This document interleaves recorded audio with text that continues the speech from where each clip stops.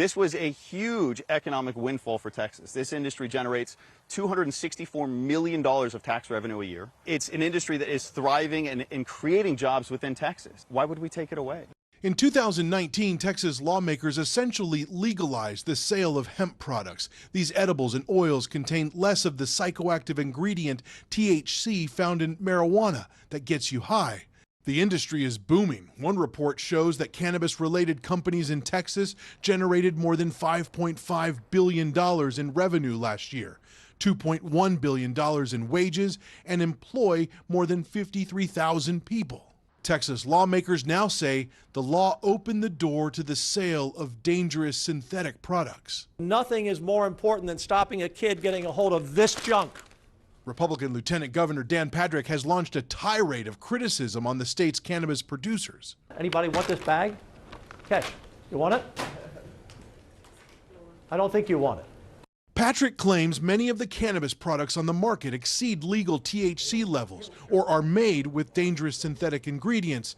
He flashed a bag of edibles produced by Gilkey's cannabis company. What are you, crazy? You want to go home and eat a bag of this tonight? See if you're here tomorrow? You've been sparring with the Lieutenant Governor on social media. I want to make him think about what he's doing and the people that he's harming. The Lieutenant Governor is holding a press conference and just spitting out lies like he always does. He said the ingredients, we don't know what's in it. All of the ingredients, every single ingredient are right there. The Lieutenant Governor is saying that you guys are selling poison, that you're hurting kids. Our products are sent to DEA partner labs. They go through and test our products for every single thing in them. We do everything that we are required to legally. If we had done anything wrong, I would be in jail. Supporters of cannabis producers wheeled in boxes of letters and petitions signed by more than 100,000 people, urging Governor Greg Abbott to save the industry by vetoing the ban. That no one dies from cannabis use. But there are also parents who say THC products have ravaged their families. What began as harmless habit quickly spiraled into mental health crisis. Back on the hemp farm, Lukas Gilkey says if he's forced to shut down, he'll probably move his company to a different state.